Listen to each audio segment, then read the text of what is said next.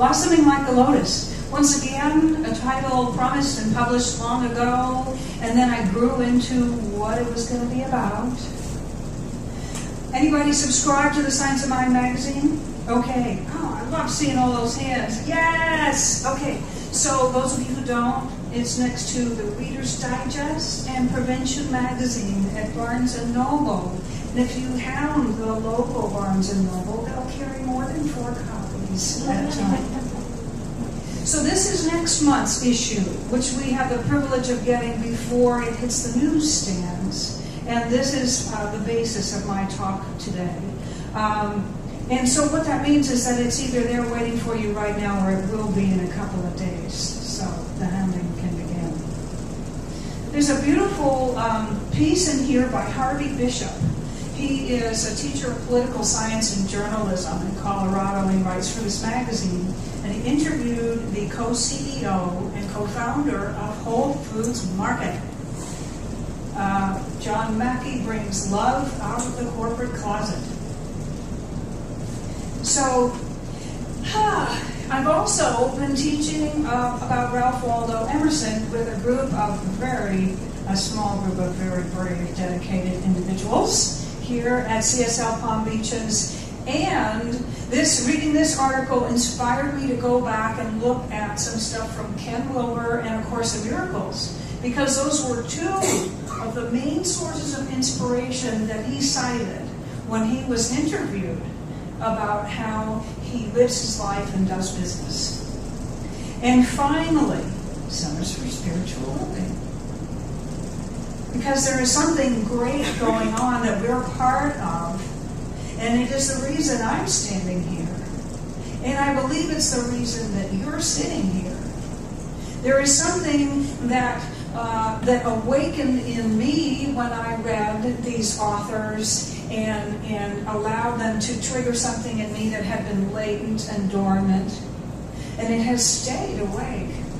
And it has brought me through states and stages of my own development, through lines and through expansions of my personality type in all areas of my life. I'm speaking integral theory right now, to create a greater and greater and greater experience of being me, but of also creating a we, and also of together relating to and being part of and co-creating an us.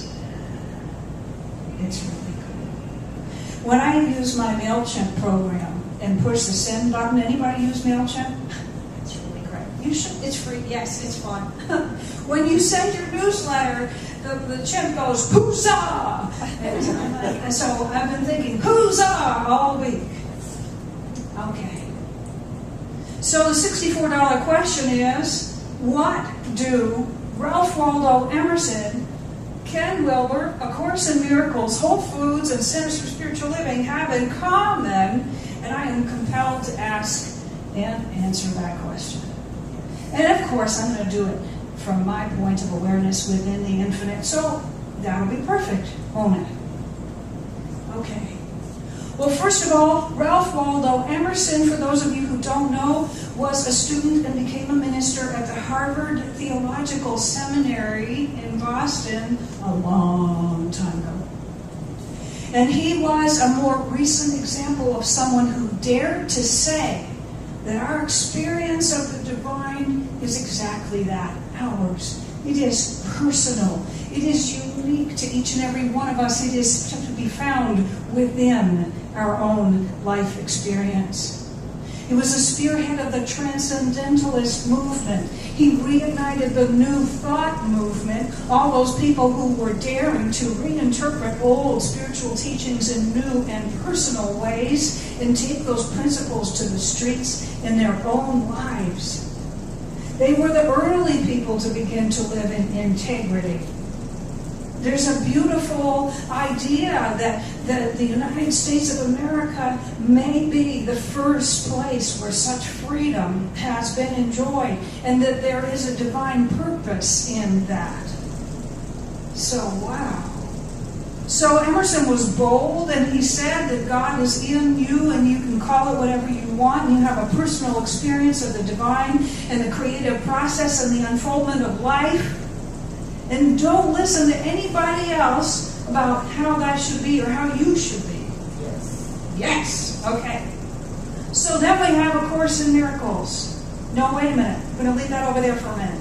We have Ken Wilber, equally bold, a newer version of that boldness, writing since the 70s about the personal experiences of transcendence, personal experiences of the divine, the varieties of those experiences, correlating them all in something called integral theory, where he says that we have this amazing opportunity to recognize our connectivity through the internet and other media forms to get the information from all avenues of life throughout time and all around the globe, and to put them all in front of us and correlate what they all have in common. And see, he chose 5 areas and said that these are the 5 areas that we have in common. We'll talk about those in a minute. He was bold. He is bold. He's so bold that he doesn't always like some of us New Agers and New Thoughters if we stick our heads in the sand and deny our connectivity with the rest of life. So, Ken Wilber, another one who boldly says that we have a personal experience of the divine, that we're all related, we're all connected, and when we take that into account, we can have amazing experiences as individuals and collectively. And we can grow individually and collectively to shift from where we are to where we know we can be. This is very similar to the vision for Centers for Spiritual Living, which says that we co-create a world that works for everyone. Okay. So who did I promise to talk about next? A Course in Miracles. Talk about bold. Talk about radical. Not only does it teach about the personal experience of the Christ consciousness within and available to each and every one of us when we say yes to it, when we step into it. But it's also channel material. Woo! And not only that, it is said that it came straight from Christ. From Jesus. Wow. So that's bold, that's radical, that might get a few people to shake in their boots. These are bold individuals who have had, I say individuals and teachings, who have had glimpses and glimmers, or glimmages, as Michael Beckwith would say, of the infinite. They've had peak experiences of the infinite. And they have come back to tell us about them. And yes, they rock the boat. Yes, they shake up the norm. Because that's what we need. So then we have John Mackey, who with his buddies called the Tofu Triplets, asked themselves back in 1980, I was a senior in high school. What a year. Okay. They asked themselves, can we start a company based on love? And the answer was obviously yes. He's had 35 years of experience in business since then. The other correlation I love is that he took every class that he loved. He refused to study anything that he didn't love. He was a total nonconformist. He's considered prickly. Now, I probably am just repressing my prickliness. I probably have more in common than I'll admit. He didn't graduate, and he didn't have a business degree. He had a dream, and he asked that question with his buddies, can we start a company that is based on love? And the answer is yes. And so as he grew in his own awareness of what worked and what didn't, what felt right and what didn't, as he grew in the development of his own spiritual and personal and philosophical beliefs and principles and ideals, he kept saying, well, then I have to do business this way or I'm a hypocrite. And so he has continued to grow and do exactly that. And so what he has is an integral organization. He has a growing organization. It is not static. It is not dead. It is alive and constantly developing. Okay. So Centers for Spiritual Living. I was just talking a little bit before the celebration about my own journey with Centers for Spiritual Living. I was originally taught and licensed as a practitioner and ordained as a minister as an independent person unaffiliated with the head organization. And I took classes in Boca when I worked on a yacht in Palm Beach. I took classes in Fort Lauderdale. That's where I began. And I don't even know what I was doing then. I worked in a restaurant, and I was starting to work on yachts. But my original studies with the affiliated organizations were patchworky, and then I really got it independently, and I tested into this organization, and I'll tell you why. Because I was so attracted to all of this stuff, I recognized it. I witnessed the United Centers for Spiritual Living going through this amazing process of realizing that how they were organized and what they were teaching were in opposition, were two different things, hypocritical, and something had to change. And I was blessed that Dr. John Waterhouse was one of my teachers, and he was invited to be part of that orchestration before they knew that he was a Science of Mind minister. He was invited as an organizational psychologist who happened to be a Science of Mind minister, who happened to have the center where I was studying before affiliation. So he came back from one of those meetings and said, something amazing is happening here, and we have to be part of it.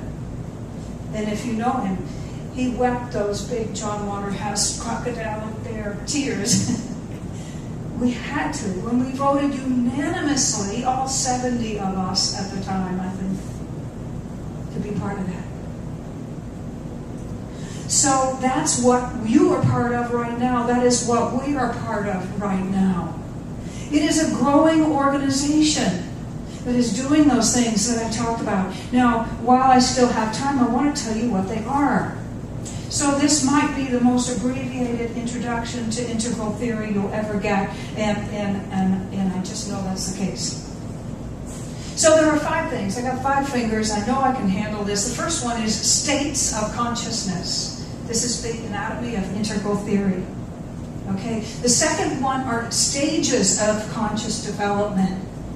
The thirds are lines of personality expression, lines of intelligence. And the fourth one are types of personality, and the fifth are the quadrants, how they get all put together. Okay? Okay? So first we have states, then we have stages, then we have lines, then we have types, and then we have put it all together in quadrants. What does that mean? Well, states of consciousness, as we know, are things such as meditation, meditative consciousness.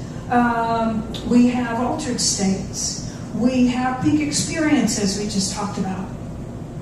Ken Wilber says that universal or common to all ancient wisdom traditions are these 3: waking, dreaming, and deep sleep. And that these ancient wisdom traditions, the mystical Kabbalah, for example, mystical Judaism is what that is, mystical Christianity, and so many others say that in those states of waking, of dreaming, and deep sleep, there is a treasure trove of wisdom and spiritual insight available to us all. The beautiful thing about states is that they're temporary. So, like it or not, you have one and then it passes. However, when we practice these states of consciousness, they train us and open us and rewire us so that we find ourselves in a new stage, which is permanent. For example, someone who's pre-verbal goes through states of development through practicing, learning how to speak and write their language. And they practice often enough, and pretty soon they know how to speak and write it. Now, we might all get rusty when we stop practicing something. However, that achievement is permanent. It doesn't take much to wake it up again. So you've gone through states and practice and repetition to achieve a stage, which is a new level of experience. Stages are permanent, and what happens in stages is that you have access to a whole new host of capacities, of abilities, of things that weren't there for you before until you got there. So isn't that cool? You learn something through practice, and then it becomes a part of you, and it can never be undone, and it avails you of a whole new level of experience. Now, the lines have to do with our intelligences. For example, I'm very intuitive and relatively articulate. I'm pretty good with interpersonal skills. I'm terrible at math. You know what? I'm just terrible at it. And that's okay. I have someone who's been begging me to take this class on unified theory. All you have to know is algebra, and then we'll drag you through physics, and it'll be great. And I'm like, no, you don't understand. That's your area. That's not mine. So we know what our gifts and talents are, and we celebrate them, and the beauty is that we grow in them to higher levels of understanding and capacity within them. And Ken Wilber says that a really good thing to know there is that if you have an area of weakness that is creating a compromise, for example, if you are brilliant at physics but you don't know how to talk to people, you might want to immerse yourself in some kind of a course of study that would help you be a little better at that, even if it's just being good enough to hire someone to do the talking to people part for you. Okay? But somehow each of us has a packet of unique gifts and talents to give the world, and we cannot do it if we're all out of whack, if we can't connect and relate to one another. And because we have varied skills, we put these all together, and together we do great things, because we do have varied gifts and talents. Then we have types. The most common is a masculine and feminine archetype, which is in different balances and relationships and expressions within each and every one of us, regardless of the body that we're wearing. Okay? Then we have the archetypes that Carolyn Mace talks about that come from mythology. We could have the hero or the villain. You know, we could have the victim or the victor. We could have the teacher. We could have the sage. Whatever. We may identify with a certain personality type that has that mythical, archetypal piece to it. Our personality types also are provided to us by a number of tests. The military uses Myers-Briggs, and so do a lot of corporations. Myers-Briggs, by the way, if I can find that spot on my paper, maybe. Okay, we have feeling, sensing. Anybody else? I can't find it. Thinker, feeler. Thinking, feeling, sensing, and? Introvert, extrovert. Okay. So something like that, you see? What you need to know about types is that they're part of you. They're part of your uniqueness, and they travel with you throughout life as you move through states and progress through stages and greater levels of experience and greater levels of what you're able to be and do and give and have, right? All of that wonderful stuff. Now there's this other thing that happens as well, and it has a little something to do with the quadrants. It has to do with this fact that there's more than one of us expressing right here and right now. And so it's not just about I, me, and mine. It's not just about, well, I'm so great, I know all this stuff, I've developed all my capacities, I'm progressing, aren't I great? That's not all we're here for. We're here to be together, because the truth of the matter is that we are one. Ken Wilber says that when we make this development, we end up in a place where all of those types and all of those differentiations dissolve. They integrate into the awareness of our oneness. They integrate as just one being. Pretty trippy. Okay. So what happens in the quadrants is this. You and I, we each have an inner experience of all of this. And we have the outward appearance and manifestation or demonstration of it, what it looks like on the outside. And collectively, we have an inner experience and what it shows up as on the outside. So can you imagine Whole Foods, Center for Spiritual Living, or by the way, Google, Southwest Airlines, Trader Joe's, and Costco were all mentioned in the article. Just a few companies that are using these principles to do what? To cultivate that individual, to cultivate each one of us, to help each one of us discover who we really are, who we really came to be, to celebrate how we're wired. Yeah, different from the person standing next to us, that's fantastic. If I be fully me and you be fully you, imagine what we can do together. Isn't that awesome? I love it. I get high on ideals. And I get really excited when people find ways that we can put those into practice in our daily lives. And then we stop feeling like, well, I'm all spiritual when I go to a workshop or class or a Sunday celebration, and then the rest of the time I'm somebody else. It doesn't feel so good. So this center is based on those principles. This dream is being realized along those lines. This community asks you to fill out either a white membership card or a blue card, or preferably both, to tell us what lights you up, to tell us where your power lies and what interests you. You want to know why? Because we are quietly and consistently progressing through stages, through states, and into stages of our development as an organization, not just individuals. And we are realizing more of that whole vision every day. And yes, it takes practice. In this interview with John Mackey, he says, some people think they can just read one book, go to one workshop, and they'll get it all. They're looking for a quick fix, and there is no such thing. It takes time. Cultivation takes time, and it's worth it. So I just wanted to share all that because I'm so excited. We came across the country, Rick and I, with empty pockets, full hearts, a big vision that came directly from Spirit, to come here to this spot and do what we're doing right now. And every bit of physical evidence out there said, you can't do that. It's not possible. Are you crazy? Yes. And here we are.